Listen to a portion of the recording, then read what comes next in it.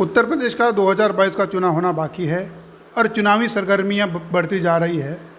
हम गांव-गांव में पहुंच रहे हैं, लोगों से मिल रहे हैं और जो चुनाव लड़ने वाले नेता हैं उनसे भी मुलाकात कर रहे हैं।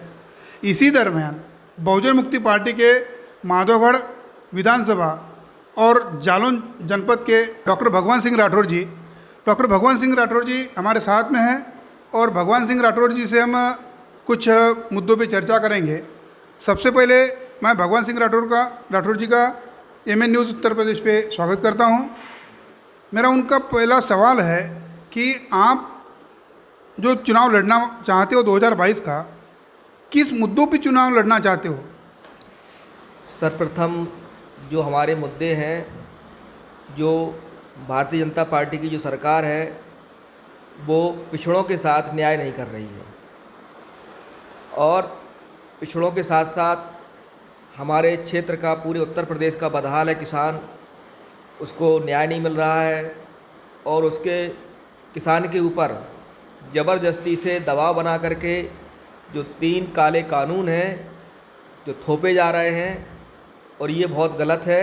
इससे हमारा किसान ख़त्म हो जा रहा है और इसके साथ साथ किसानों को ये सरकार 2 तरह से ख़त्म कर रही है। एक तो काले कानून थोप दिए गए हैं, दूसरा हमारा किसान बहुत ज़्यादा परेशान है क्योंकि क्षेत्र में जो अन्ना पशु जो चल रहे हैं जिससे किसानों की फसल नष्ट हो रही है। किसान कितनी भी फसल में पैदावार करे लेकिन जानवर सब ख़त्म कर देते हैं उनका। क्या उसे योगी सरकार रोकथाम करने में नाकाम रही? योगी सरकार ने इसको रोकने के लिए जो कदम उठाए हैं वो कदम पूर्ण रूप से उनके लोग सही से नहीं कर पा रहे हैं। इससे किसानों के पास जो नुकसान हो रहा है वो ज़्यादा मात्रा में हो रहा है और जो जानवर हैं उनको खाने के लिए नहीं दिया जा रहा है। गौशाला जो बनवाई गई हैं उनमें उनके सरकार के लोग कमीशन खोरी कर रहे हैं, गायों को भूसा नहीं मिल रहा है, समय पे पानी नहीं मिल रहा है और जो घेरा बनाया गया है उसमें साफ़ सफाई नहीं हो रही है, गायें मर रही हैं और जो गायें जिंदा बची हुई हैं वो गायें खेतों में जाकर के किसान को फसल को नष्ट कर रही हैं। भाजपा की राजनीति जो है गाय, गौशाला या गौमूत्र और गंगा, इसके तहत इर्द गिर्द घूमती है। तो आप कहते हैं कि फिर भी गायों के लिए उन्हें घास नहीं देते, चारा नहीं देते हैं, तो आपको नहीं लगता है कि वो अपने उद्देश्य से भटक रहे हैं?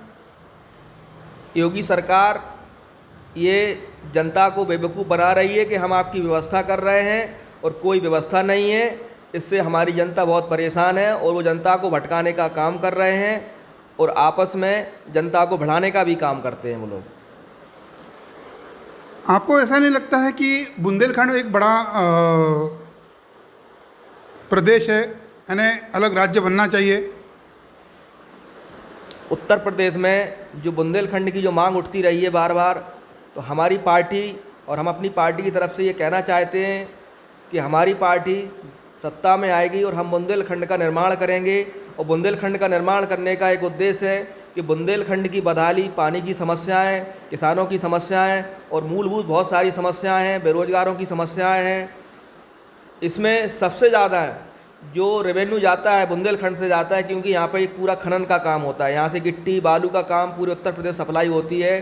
तो बुंदेलखंड तो अपने आप में बहुत ही धनाढ़ प्रदेश बनेगा आने वाले समय में। यहाँ का किसान खुशहाल होगा, बेरोजगार खुशहाल होगा, सभी को नौकरियाँ मिलेंगी, यहाँ पर मशीनरी लगेगी, यहाँ पर उद्योग धंधे लगेंगे। तो बुंदेलखंड तो अलग होना चाहिए और हम अपनी पार्टी से भी मांग करेंगे इस चीज़ के लिए कि जब भी सत्ता में हम लोग आएंगे तो बुंदेलखंड का निर्माण करेंगे। बुंदेलखंड विकास निर्माण निधि भी मिलता है, फिर भी आप कहते हैं कि बुंदेलखंड अलग निर्माण होना चाहिए, ये सही लगता है आपके?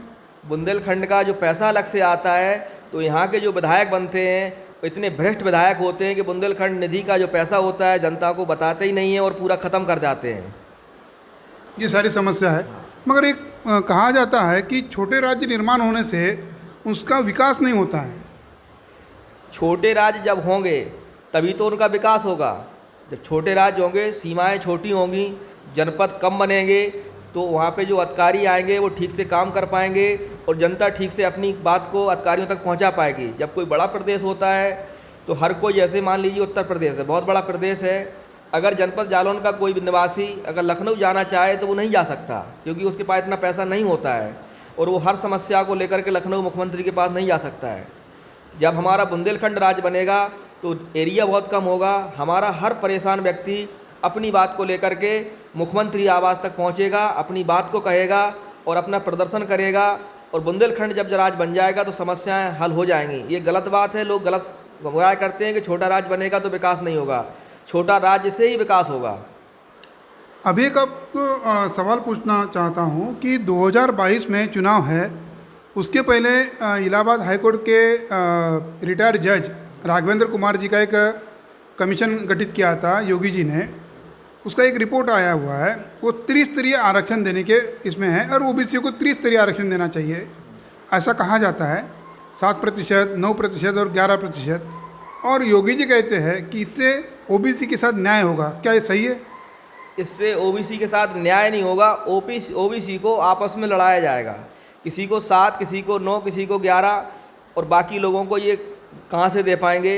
हमारी तो एक ही मांग है कि पूरा 52% जो आरक्षण है 1931 के आधार पर अंग्रेज़ों के समय में जो गणना हुई थी, उस गणना के अनुपात में 52% ओबीसी था देश में। तो आज तक सरकार गणना, जाति आधारित गणना कराने में नाकाम रही है और वो करवाना भी नहीं चाहती, उनकी ये मंशा है। क्योंकि सबसे ज़्यादा पूरे देश में देखा जाए तो ओबीसी है, और ओबीसी के दम पे ये सरकार बनाते हैं और ओबीसी के लिए कोई व्यवस्था नहीं है। तो हमारी तो यही मांग रहेगी कि ये आपस में टकराने का जो योगी सरकार ने जो काम किया है, ये बहुत गलत काम है। हमको 52% आरक्षण चाहिए, जिससे, और हमारी जाति आधारित जनगणना होना चाहिए, इससे हमें पता चले कि हमारे ओबीसी में कौन कितने संख्या में है। केंद्र की सरकार में पिछले महीने में विस्तार हुआ है और ओबीसीओ के नेता भी बनाए गए, मंत्री बनाए गए, और अभी ऐसा मीडिया में खबरें आ रही है कि योगी सरकार का भी मंत्रिमंडल का विस्तार होने वाला है, उसमें बड़े पैमाने भी ओबीसीओ को लिया जा रहा है। तो आप कैसे कह रहे हो कि ओबीसीओ के साथ न्याय नहीं हो रहा है? सिर्फ ओबीसी को वोट बैंक के लिए उनको नाम दिया जा रहा है कि आप ओबीसी के मिनिस्टर हैं। लेकिन अगर इनको ये करना होता तो जब 2019 में सरकार बनी थी उस समय ओबीसी के लोगों को मिनिस्टर क्यों नहीं बनाया और उनको काम क्यों नहीं करने दिया है। अभी राष्ट्रीय पिछड़ा वर्ग मोर्चा और बहुजन मुक्ति पार्टी के संदर्भ में जो हमारी जो आंदोलन हुआ है, इस आंदोलन का ये परिणाम है कि अभी जो नीट का जो आरक्षण हुआ है, तो ये हमारे आंदोलन का परिणाम है। हमारी आप जो कहते हैं नीट का जो आरक्षण बहाली हुई है, वो तो अखिलेश यादव जी ने कहा कि ये हमारे भरोसे हुआ, ऐसा ट्वीट भी किया था। हाँ, ये ऐसा कुछ नहीं है। पूरे देश में और 31 राज्यों में ये 3 चरणों में जो आंदोलन हुआ है, पहला चरण था हमारा 20 तारीख का, दूसरा था हमारा 26 का और तीसरा था हमारा 3 अगस्त का। तो जब हम 2 चरणों का आंदोलन सफल कर चुके पूरे 550 जिलों में, तब उनको लगा कि ये तो बहुत बड़ा ओबीसी जाग रहा है और बहुत बड़ा आंदोलन होने वाला है। तब जाकर के उन्होंने 26 तारीख के बाद ओबीसी जो नीट में ओबीसी को जो आरक्षण दिया है, और इन्होंने जो खबर फैलाई है कि हमने मंत्रियों के माध्यम से दिया, ये गलत है। अगर मंत्रियों के माध्यम से ये आरक्षण देते तो मंत्री को तो ज्ञापन देने की कोई ज़रूरत नहीं थी, वो तो अपनी कुर्सी पे बैठ के आदेश कर सकते थे। ये पूरा जो काम हुआ है वो राष्ट्रीय पिछड़ा वर्ग मोर्चा और बहुजन मुक्ति पार्टी की तरफ से हुआ है सारा काम। ये बहुजन समाज पार्टी ब्राह्मण सम्मेलन कर रही है और ब्राह्मण सम्मेलन करके ब्राह्मणों को साथ में ले रही है। एक समय था कि ब्राह्मणों के वोट नहीं लेना चाहती थी, मगर आज वो ब्राह्मणों को मिलाकर काम कर रही है। तो आने वाले समय में बहुजन मुक्ति पार्टी भी वैसा करेगी। बहुजन मुक्ति पार्टी का जो एजेंडा रहेगा, ये ऐसा हम नहीं करेंगे, क्योंकि हमारे महापुरुषों का जिन लोगों ने अपमान छूत सब कुछ कहा है, ऐसे लोगों को सत्ता में हमारी पार्टी बिल्कुल नहीं रखेगी। और जो बीएसपी ने जो किया है उसका खामियाजा वो भुगत रहे हैं। और वो बीएसपी पार्टी अब नहीं बची है, वो बची है ब्राह्मण समाज पार्टी हो गई है। बीएसपी ब्राह्मण समाज पार्टी हो चुकी है। हमारे यहाँ इन लोगों को कोई जगह नहीं है। हमारे यहाँ जो भारतीय जो मूल निवासी हैं, जो हमारा 85% जो समाज है, वो बहुजन मुक्ति पार्टी का रहेगा और हम उन्हीं के साथ सम्मान के साथ काम करेंगे। ये थे डॉक्टर भगवान सिंह राठौड़ और आप देखते रहिए MN न्यूज़ उत्तर प्रदेश।